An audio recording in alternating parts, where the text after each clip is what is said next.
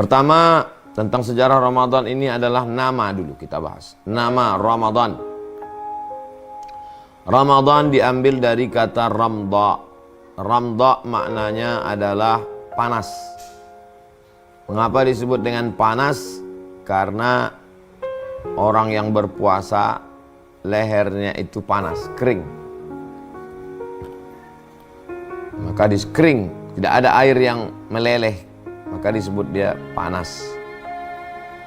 Lalu kemudian Ramadan disebut juga sebagai panas karena kalau kita mau mencopot karat dari besi yang tertanam bertahun-tahun di dalam tanah, itu mesti dipanaskan dulu, dimasukkan ke dalam bara api yang menyala, lalu ditarik dia setelah memerah, dipukulkan sekali pukul, maka rontoklah, copotlah karat-karatnya. Nah, begitu juga dengan kita yang 11 bulan ini bergelimang dengan dosa, berkarat mata kita, berkarat telinga kita, hati kita, pikiran kita, kolbu kita, dipanaskan dengan panas Ramadan. Maka sekali pukul, sekali hentak Ramadan, copotlah, lepaslah dosa-dosanya. Lalu kemudian makna yang ketiga dari Ramda adalah hujan yang turun di pergantian musim. Kita tahu di Arab itu ada 4 musim. Li'ilafi Quraisy ilafihim rihlatash syita'i was-shaif. Syita musim dingin, shaif musim panas. Ada 2 musim lagi, kharif musim gugur, rabi' musim bunga. Syita musim dingin, shaif musim panas, rabi' musim bunga, kharif musim gugur. Ketika musim panas, itu semua pohon-pohon kayu warnanya warna debu. Bunga-bunga tidak nampak mana yang merah, mana yang kuning, semuanya warna tanah, warna debu. Lalu ketika terjadi pergantian musim, ada air yang turun. Tapi turunnya tidak hujan lebat seperti di tempat kita. Turunnya dia hanya sekedar seperti siraman pada bunga saja. Itu disebut dengan Ramda. Lalu hubungannya dengan Ramadan, kita yang selama 11 bulan ini mata kita berdebu, telinga kita berdebu, lisan kita berdebu dengan debu-debu dosa, maka datanglah Ramda, hujan yang menyiraminya. Jangan sampai nggak kena hujan. Kalau ada daun yang tidak kena hujan, maka daunnya tetap berdebu setelah Ramadan berlalu. Jadi ini bukan sembarang nama. Ramadan diambil dari kata Ramda. Ramda yang pertama, panas batang leher. Ramda yang kedua, panas melepaskan karat besi.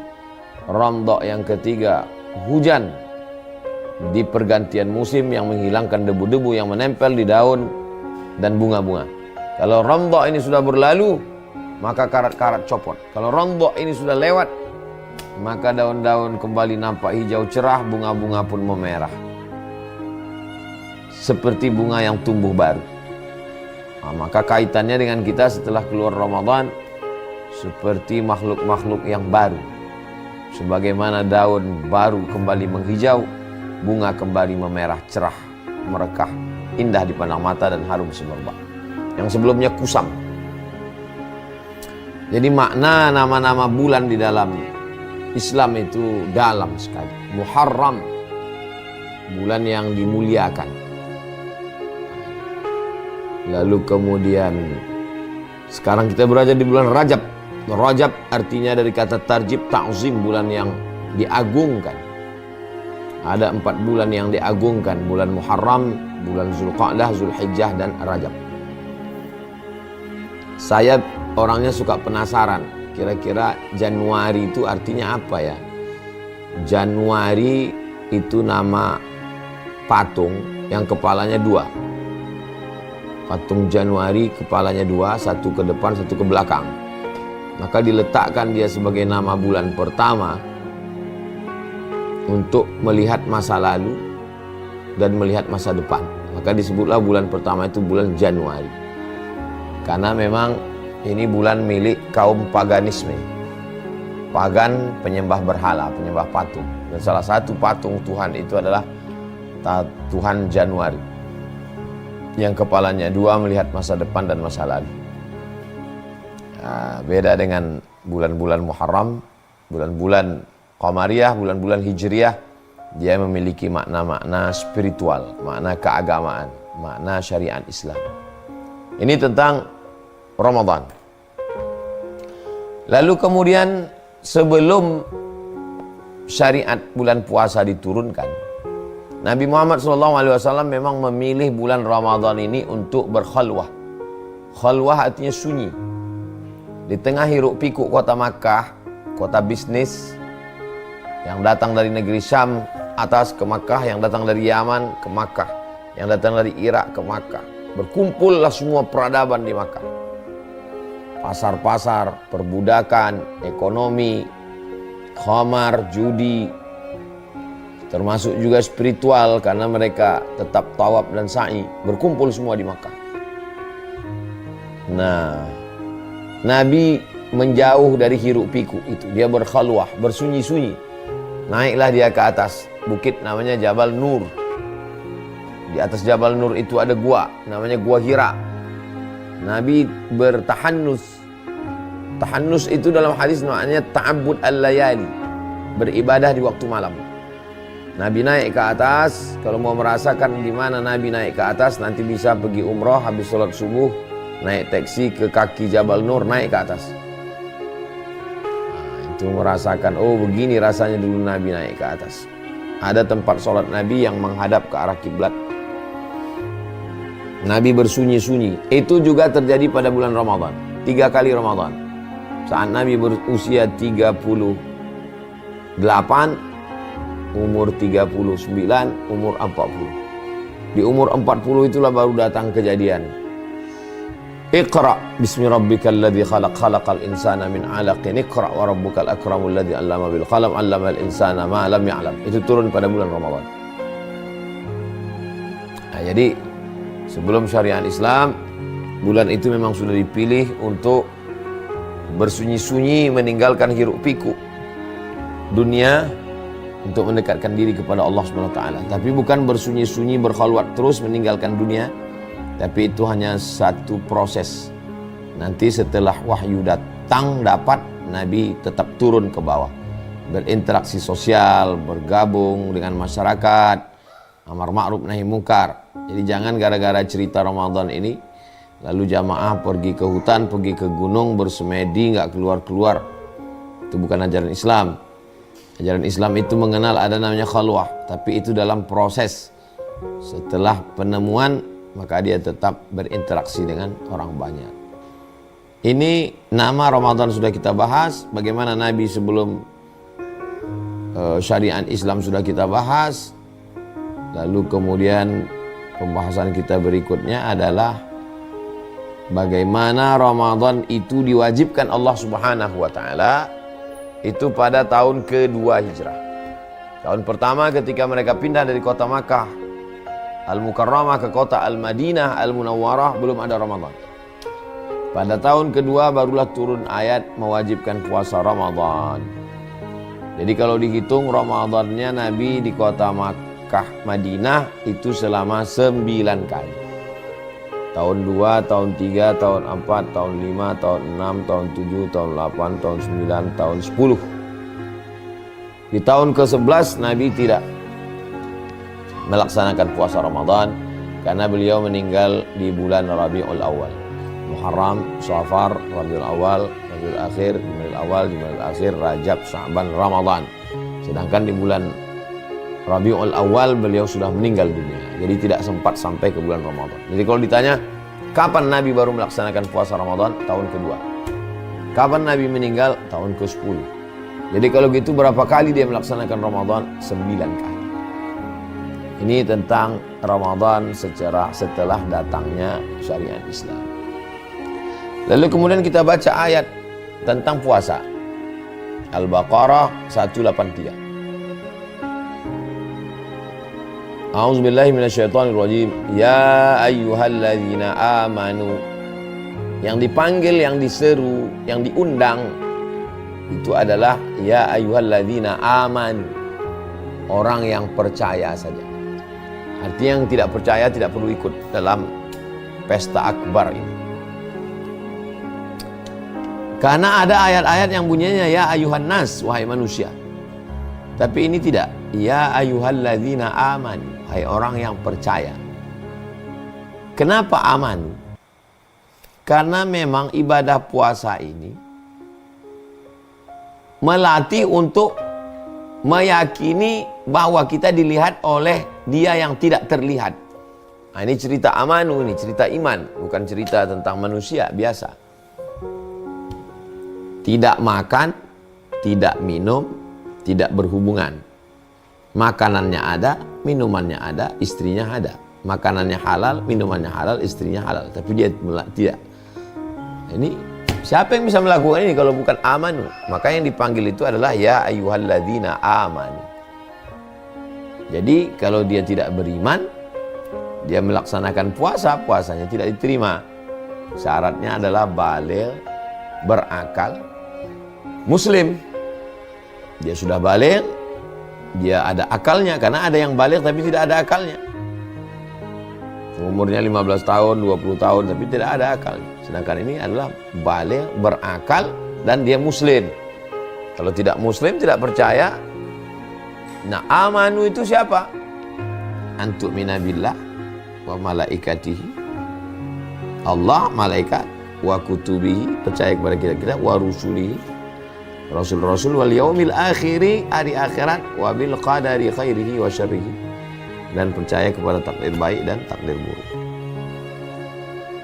Melaksanakan puasa. Apa itu amanu? Lebih mementingkan yang tidak kelihatan daripada yang kelihatan. Makanannya kelihatan, minumannya kelihatan, istrinya kelihatan. Tapi dia lebih mementingkan yang tidak kelihatan. Kata Allah, jangan makan. Kalau kamu bisa menahan ini, kamu akan masuk surga. Malaikat mengawasi. Malaikat yang mengawasi tidak kelihatan. Allah yang menghitung tidak kelihatan. Surganya juga tidak kelihatan. Mampu mengalahkan diri sendiri untuk meyakini yang tidak kelihatan, mengalahkan yang kelihatan. Itulah iman.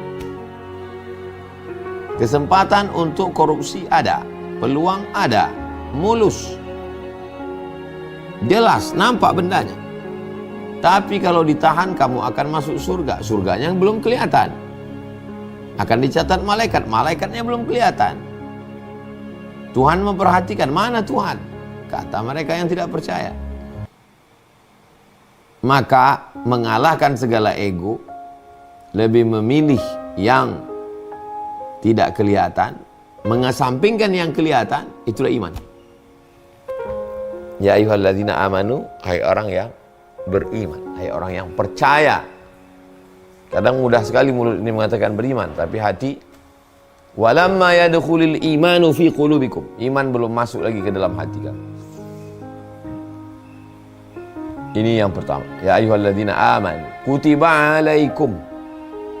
Kutiba asal katanya dituliskan. Sebagaimana ayat tentang hukum qisas, yang dibunuh balas bunuh. Ya ayyuhalladzina kutiba alaikumul qisasu fil qatla. Dituliskan bagi kamu al-qisas, hukum balas. Sebagaimana diwajibkan berpuasa kepada kamu, maka kamu juga wajib menerapkan hukum balas nyawa. Pembunuh mesti dihukum mati. Kalau tidak, berarti kita tidak adil. Karena bunyi ayatnya sama. Kutiba alaikumul qisasu fil qatla, kutiba alaikumus syiyam. Kata kutiba, kata kataba, kata aujaba, kata wujiba, kata farada, kata furida, yang mengindikasikan makna wajib, maka berarti makna itu memang wajib, perintah. Ya ayyuhalladzina amanu, orang yang percaya, kutiba, diwajibkan bagi kamu, alaikum, bagi kamu, as-syiyam, puasa. Syiyam, padanan kata syiyam adalah imsak. Imsak artinya menggenggam. Pena ini bergerak, tapi begitu saya genggam dia tidak bergerak. Imsak namanya. Mata ini bergerak, melihat, mengawasi. Mulut ini bergerak. Tapi begitu saya tahan mata, hanya mengikut kehendak Allah, maka saya sedang imsak. Makanya kita mengenal ada jam imsak. Imsakiyah Ramadan. Azan subuh di Riau, Sumatera jam 5.15. Imsak 5:05. Biasanya jam di dinding kita ada 7. Subuh, zuhur, asar, maghrib, isya, syuruk, terbit matahari. Imsak. Apa pentingnya imsak ini? Karena imsak adalah menahan keinginan, menahan hawa nafsu, menahan mata, menahan telinga, menahan pikiran, menahan tangan, menahan kaki. Imsak. Kutiba alaikumus syiyam, diwajibkan bagi kamu puasa, imsak. Kenapa Tuhan itu kejam sekali, kata orang yang baru puasa, capeknya, panasnya. Kama kutiba alal ladzina min qablikum. Bukan kamu aja yang puasa, orang-orang sebelum kamu dulu juga. Kama kutiba alal ladzina min qablikum. Orang-orang sebelum kamu pun juga diwajibkan puasa ini. Apakah orang Yahudi puasa? Ya. Apakah orang Nasrani puasa? Ya. Tanyalah kepada saudara kita yang Nasrani, berapa hari puasa mereka? Bagaimana tata cara puasanya? Puasa menahan diri, mungkin teknisnya berbeda, mungkin ada yang boleh makan ringan. Dan ternyata imsak menahan itu, ayam pun ketika mengerami telurnya dia berpuasa, tidak minum, tidak makan, sampai menetas, sampai muncul proses baru. Ular pun ternyata berpuasa. Dan sekarang banyak sekali orang yang berpuasa, puasa tidak makan karbohidrat, puasa gula. Banyak sekali puasa. Begitu juga kalau kita nanti periksa dokter, kata dokter darahnya tolong ya, tapi kalau bisa besok datang ke rumah sakit jam 10, dari pagi sampai ke jam 10 jangan ada makanan. Air putih boleh dok? Boleh. Tapi yang sifatnya makanan jangan. Kenapa? Karena dia mau tes darah. Darah bersih, suci, steril, itu darahnya orang yang puasa. Kalau dia sudah minum gula, dia sudah masuk zat pewarna, masuk bau-bauan dan lain sebagainya, maka darahnya sudah terkontaminasi. Siam, menahan. Kama kutiba alal ladzina min qablikum, dan orang-orang sebelum kamu pun juga sudah melaksanakan puasa ini. Kemudian ayat ini ditutup dengan la'allakum tattaqun. La'alla, mudah-mudahan kamu. Mudah-mudahan di situ bukan berarti maybe yes, maybe no. Kalau kamu sudah puasa, ya mungkin aja jadi baik. Enggak. Makna la'allakum di situ artinya kamu mesti wajib. Kalau kamu melaksanakan puasa ini, kamu mesti wajib. La'allakum tattaqun. Kamu wajib, pasti, mesti takut kepada Tuhan. Nah, ini untuk menunjukkan visi misi satu ibadah dalam Islam itu apa? Apa sebetulnya tujuan ibadah ini apa? Ada 3 isinya. Ya ayyuhalladzina amanu, hai orang yang percaya, iman. Kutiba alaikumusiyam, diwajibkan bagi kamu puasa syariat. Kama kutiba alal ladzina min qablikum, sebagaimana diwajibkan pada orang sebelum kamu. Tarikh, sejarah, antropologi, sosiologi. La'allakum tattaqun, mudah-mudahan kamu bertakwa. Mudah-mudahan kamu bertakwa di situ adalah hubungan sosial. Bagaimana rakyat bertakwa, bagaimana penguasa bertakwa, bagaimana orang kaya bertakwa. Dunia ini rusak disebabkan 5 orang yang tidak takut pada Allah. Yang pertama, al-ulama al-mudahinun. Orang berilmu tapi tidak dipakai ilmunya untuk mencegah kemungkaran. Yang kedua, az-zuhad, az-zahidur raghib. Orang yang zuhud meninggalkan duniawi, tapi sebenarnya dia karena ingin dipuji, bukan karena Allah Subhanahu wa ta'ala. Lalu kemudian yang ketiga adalah ketika seorang diberikan Allah Subhanahu wa ta'ala keahlian dalam bidang perniagaan, berdagang, ternyata dia khain, dia pengkhianat, mengkhianati pembeli dengan memalsukan barang-barang. Dia katakan barang impor padahal barang lokal, kemudian disemprot formalin dan lain sebagainya. Rusak dunia ini. Kemudian dunia ini dirusak lagi oleh al-ghuzat, para pasukan perang yang sebetulnya berperang bukan karena Allah, bukan karena ingin menolong agama Allah, tapi karena ingin dunia, karena duit. Lalu kemudian al-hakimuz zalim, penguasa yang zalim. Na'udzubillah. Penguasa yang zalim, yang bertindak semena-mena, ini juga merusak. Makanya kalau yang lima-lima ini takut kepada Allah, selamatlah dunia ini. La'allakum tattaqun. Mudah-mudahan kamu takut. Takut, tattaqun, takut selalu diterjemahkan sebagai takut kepada Allah. Begini, Nabi mengatakan ittaqin nar walau bisyikki tamrah. Takutlah kamu masuk neraka walaupun dengan setengah kurma. Apa maksud takut masuk neraka setengah kurma? Saya takut masuk neraka. Terus sekedar ngomong gitu aja. Karena saya takut masuk neraka, maka saya berikan sebelah kurma ke mulut sahabat saya.